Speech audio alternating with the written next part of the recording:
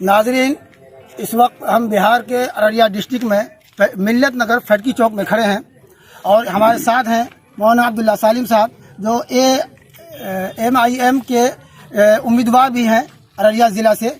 और अब यह बताएंगे हमें कि इलेक्शन बहुत करीब है, इलेक्शन कब होना है और यह कहाँ से, किस हलके से उम्मीदवारी अपनी दाखिल करेंगे। आइए इनसे जानते हैं इनके फील्ड में कितनी मजबूती है और इस बारे में ये तफसील से हमें बताएंगे। जी मौलाना, आप बताएं इसके बारे में कि आप सुनने में आया है, अभी तक मैंने महसूस ये तो नहीं किया है, सही से मालूमात नहीं हो पाई मुझे, लेकिन मैंने लोगों से सुना है कि आप उम्मीदवारी इंशाल्लाह यहाँ से दाखिल करेंगे अररिया इससे जो कि देखिए, तो किस हल्के से, किस असेंबली सीट से आप इलेक्शन के अंदर उम्मीदवार बहुत से लोग होते हैं, लेकिन खैर ये तो पार्टी का डिसीजन होता है कि वो उनको कौन उम्मीदवार चाहिए, कौन सीट निकाल सकता है, कौन कामयाबी दिला सकता है। तो ये तो फिर पार्टी का फैसला होता है। मैं जोकीहाट विधानसभा से बिलोंग करता हूँ और मैं कुल हिंद मजलिस इत्तेहादुल मुस्लिमीन का मैं प्रखंड अध्यक्ष भी हूँ, जिम्मेदारी है मेरे ऊपर। और अभी तक हमने जो काम किया है अपने पूरे जोकी विधानसभा के अंदर, हर घर के अंदर हमने MIM के पैगाम को पहुँचाया है। हमारे रियासती सदर जनाब अख्तरुल ईमान साहब के पैगाम को, बैरिस्टर असदुद्दीन अवैसी साहब के पैगाम, और हमारे ज़िला लेवल पर अध्यक्ष जनाब राशिद अनवर साहब के पैगाम को, आदिल हसन आज़ाद साहब के पैगाम को, इश्तियाक साहब के पैगाम को। और ये समझिए कि हमारी जो तहरीक है इलाके से गरीबी को दूर करना, यहाँ जो पसमानदा पिछड़े तबके के लोग रहते हैं इनको रोज़ी रोटी फराहम करना, उसके हिसाब से हम अपनी पार्टी को सीमांचल ने पूरे बिहार लेवल पर मजबूत कर रहे हैं। मजबूती का काम जारी है। अक्टूबर के अंदर इलेक्शन होने वाला है, पहले चरण के अंदर, और इंशाअल्लाह हमें उम्मीद है कि हमारी कामयाबी होगी यहाँ से और हमारा कैंडिडेट ज़रूर जीतकर विधानसभा के अंदर पहुँचेगा इंशाअल्लाह। असदुद्दीन अवैसी के बारे में या उनकी पार्टी के ताल्लुक़ से ये पूरे मुल्क में ये मशहूर है, लोग अच्छी तरह जानते हैं कि उन्होंने कौम मिल्लत ही नहीं बल्कि मुल्क के लिए बड़े बड़े खिदमात अंजाम दिए हैं। लेकिन गुज़िश्ता असम्बली इंतखाबात में मजलिस इत्तेहादुल मुस्लिमीन ने यहाँ से 6 सीटों पर उम्मीदवार खड़े किए थे, उसकी नाकामी की वजह क्या रही? देखिए, ऐसा है राजनीति के अंदर, इलेक्शन के अंदर जहाँ जीत है तो वहाँ हार भी है। लेकिन आपको पता होना चाहिए तो उन 6 सीटों में पहली बार उन्होंने बल्कि अपना एक कदम रखा था उन्होंने। उस वक्त में महागठबंधन का ऐसी हवा चली थी कि सारे महागठबंधन की कामयाबी हुई। उस तूफ़ान में भी हमारे अख्तरुल ईमान साहब ने कोचादामन विधानसभा से 35,000 वोट लाया था उस वक्त में, पहली बार में। और ये किसी पार्टी के लिए इतना बड़ी तादाद में वोट रेटिंग का बढ़ना, वोट करना लोगों का एक नई पार्टी के लिए उस वक्त के लिए बहुत बड़ी कामयाबी थी। और आज आप देख रहे हैं कि बिना किसी समर्थन के, बिना किसी सपोर्ट के, अभी हमारे लोकसभा के अंदर अख्तरुल ईमान साहब ने तकरीबन 3 लाख वोट लाया। किसी का सपोर्ट नहीं, किसी MLA का नहीं, किसी मुखिया का नहीं, किसी मेंबर का नहीं, बल्कि जनता के विश्वास पर, और जनता ने चुना था। और हमें इस बार पूरी कामयाबी है इंशाअल्लाह। पूरे सीमांचल नहीं, पूरे बिहार के अंदर ज़्यादा से ज़्यादा सीट जीतकर हम मैदान फतह करेंगे। ऑल इंडिया मजलिस इत्तेहादुल मुस्लिमीन ने सिर्फ सीमांचल का ही इंतखाब क्यों किया, इस बारे में कुछ आप तफसील बताएंगे? शायद आपको पता नहीं है, हमने सिर्फ सीमांचल का इंतखाब नहीं किया, बल्कि पूरे बिहार का हमने इंतखाब किया है। और सीमांचल खुसूसन टारगेट इसलिए है क्योंकि सीमांचल के अंदर बदहाली अभी तक बिल्कुल बरकरार है। कैसे? अररिया ज़िला के अंदर 28 लाख की आबादी है तो यहाँ पर कॉलेज सिर्फ 9 है।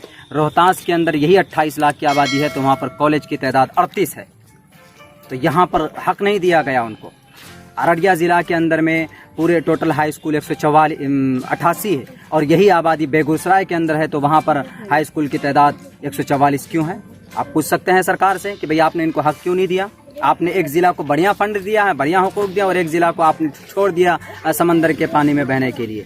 तो यही वजह है कि भाई हमारे बैरिस्टर असदुद्दीन अवैसी साहब, जो ये इलाका बिल्कुल हमेशा से दबाया गया, इस इलाके को बिल्कुल छोड़ दिया गया, इस इलाके को सौतेला बच्चे के साथ जैसा रवैया अख्तियार किया जाता है कभी कभी पेरेंट की तरफ से, उसको न खाना देते हैं न खर्चा देते हैं, वही इस इलाके के लिए किया गया। अगर बैरिस्टर असदुद्दीन अवैसी साहब, अख्तरुल ईमान साहब यहाँ की बदहाली को दूर करने के लिए सौतेला रवैया जो अभी तक इख्तियार किया गया है, दाग लगाया गया, उस दाग को मिटाने के लिए अगर मेहनत करें तो इसमें कौन सी बुरी बात है? तो इसीलिए मेहनत चल रही है हमारे पूरे सीमांचल की, सीमांचल लेवल पे नहीं हमारे MIM के बल्कि पूरे बिहार लेवल पर हमारी मेहनत चल रही है। इंशाअल्लाह हम इस वक्त पटना के अंदर जिसकी भी सरकार बने, ये सरकार की बनाने की चाबी अगर किसी के पास होगी तो वो मजलिस इत्तेहादुल मुस्लिमीन के पास होगी। इसके बगैर सरकार पटना की नहीं बन सकती इस बार, देख लीजिएगा। अल्लाह करे ऐसा हो। लेकिन एक चीज़ हम ये जानना चाहेंगे और लोगों को ये पैगाम पहुंचाना चाहते हैं आपकी तवज्जुह से कि उनके इरादे क्या है और ज़मीनी सतह पर आपकी मजबूती कितनी है। जमीनी सतह पर आप किसी भी बच्चे से पूछ लीजिए तो बच्चा कहेगा कि पतंग छाप जिंदाबाद। आप किसी गांव के अंदर चले जाइए, जो आदमी धान के खेत के अंदर हल जोतते हैं, धान रोपते हैं और धान कमाते हैं, वो अवैसी साहब को नहीं पहचाना, अख्तरुल ईमान साहब को नहीं पहचाना है। लेकिन तब भी उनसे पूछिए कि वोट किसको दीजिएगा इस बार, तो बोलता है कि अख्तरुल ईमान साहब को और अवैसी साहब को वोट देंगे। कौन सा छाप है? पतंग छाप है। देखे हैं कभी इनको पूछिए तो बोलता नहीं देखे हैं। कहते क्यों भाई, क्यों उनको वोट दीजिएगा? इसलिए कि भाई सीमांचल अभी तक हक नहीं मिला था। वही दोनों तो है जो चीख चीख कर कह रहा है कि भाई सीमांचल को हक दो, हक दो। अभी तक जितना भी नेता बैठा था वो सब कह रहा था कि भाई हमारा गरीबों का हक लो लो। गरीबों का हक लेकर के इन्होंने लाखों करोड़ों रुपए खर्च करके बिल्डिंग बना लिया है डिस्ट्रिक्ट लेवल पर, और गरीबों के छत के अंदर देख लीजिए उनके माथे के ऊपर में भी टीन नहीं है, छत नहीं है। यही वजह है कि इलाके के अंदर हर गांव मोहल्ले के अंदर आप चले जाइए, कहीं पर भी सर्वे उठा करके देख लीजिए, हर गांव के अंदर एक ही रुझान है और एक ही पैगाम है, बैरिस्टर असदुद्दीन अवैसी साहब के हाथ को मजबूत करना और पतंग को कामयाब करना। इस मरतबा इसमिली इंतखाबात बहुत करीब है, शायद नवंबर में होने वाले हैं जहाँ तक मुझे मालूम हुआ है। और उस वक्त अभी तक कोई मैनिफेस्टो तैयार हुआ आपका? किस मुहिम को लेकर, किस तारीख को लेकर आवाम के बीच में जाएंगे? आवाम के बीच में आवाम को बस आवाम की जो मौलिक अधिकार है, यही रात की बात है। रात एक आदमी के पैर में बाइक चढ़ गया, उसके पैर टूट गए, हड्डी इधर से इधर हो गई। हॉस्पिटल के अंदर मैं खुद लेकर के गया हूँ, हॉस्पिटल के अंदर लेके गया हूँ तो वहाँ पर उनका इलाज नहीं था, डॉक्टर नहीं था। अब बताइए पब्लिक को क्या चाहिए? हॉस्पिटल के अंदर डॉक्टर चाहिए, रजिस्ट्रार ऑफिस के अंदर PCTC नहीं चाहिए, ब्लॉक के अंदर उनका काम चाहिए। आधार कार्ड की कीमत है, सरकारी रेट है 51 रुपए सुधारने के, आज यहाँ 600 700 रुपए लेते हैं। ये किस बाप के पास जाता है ये सब पैसा? तो ये सब आवाम ने देख लिया है कि अभी तक लूटा गया है। तो इस मुद्दे पर, इस बिना पर आवाम की जो जरूरत है वो पूरी नहीं हो रही है। आवाम इस बार ठान लिया है कि बस अब के बार अगर किसी की सरकार बनेगी पटना के अंदर तो अवैसी की शिरकत के बगैर हम उनकी सरकार नहीं बनेंगे। हमने ये महसूस किया है और लोगों से भी पता चला है, लोग ये बताते रहते हैं अक्सर कि सीमांचल में बदउनवानी बिल्कुल उरूज पर है। इसको खत्म कैसे करेंगे? भाई प्रशासन की नाकामी है, बदउनवानी हो रही है। शराब की एक गाड़ी बहादुरगंज बंगाल से जो कि पहुंच जाती है, पुलिस वाले क्या पेट्रोलिंग करते हैं? वो क्या सोते हैं भंग खा करके? वो भी नशा करके सो जाते हैं क्या? इन गाड़ियों को क्यों नहीं ये लोग चेक करते हैं पॉइंट के ऊपर? अब पूरी की पूरी शराब की तस्करी हो रही है। अभी मुहर्रम के महीने के अंदर में नौजवान लोग शराब पी पी कर सड़कों के अंदर पड़े रहते हैं। ये किन की नाकामी है? प्रशासन की नाकामी है। एक बच्ची की असमत हो जाती है, उनकी लाश को चीर फाड़ कर कौवों के हवाले कर दिया जाता है और प्रशासन के पास अब FIR कराने के लिए जाता है कोई आदमी, वो मजलूम आदमी जद में जो होता है उनको कहते हैं कि 10,000 रुपए लाओ। तो ये प्रशासन की नाकामी है, नहीं तो क्या है? तो इसीलिए बदअनवानी को इंशाअल्लाह हमारी मजलिस इत्तेहादुल मुस्लिमीन बिहार की पूरी टीम जम करके इस मरतबा सफाया करेगी पूरे बिहार की धरती से बदअनवानी को। जितने भी करप्ट नेता हैं, जितने भी करप्ट लोग हैं, करप्ट अधिकारी हैं, उनको फट्टा मार मार कर सीधा किया जाएगा। इसलिए कि गरीबों को, हुकूक को ये लोग लूटते हैं, उनके खून को चूसते हैं, उनको उनका हक नहीं मिलता। कई इधर दक्षिण बेल्ट में चले जाइए, कई गाँव के अंदर हम गए, अभी चैनपुर के अंदर घर जला है, घर जलने वालों को सरकारी फंड मिलता है, आज तक उनको फंड नहीं मिला। फोटो ले लिया गया, उनका सिग्नेचर करा लिया गया, सब तो पैसे अपने पॉकेट के अंदर डाल लिया मुखिया मेंबरों ने। गरीब आदमी था, 65 साल उसकी उम्र थी, अपाहिज था वो, उनको वृद्धा पेंशन नहीं मिलता है।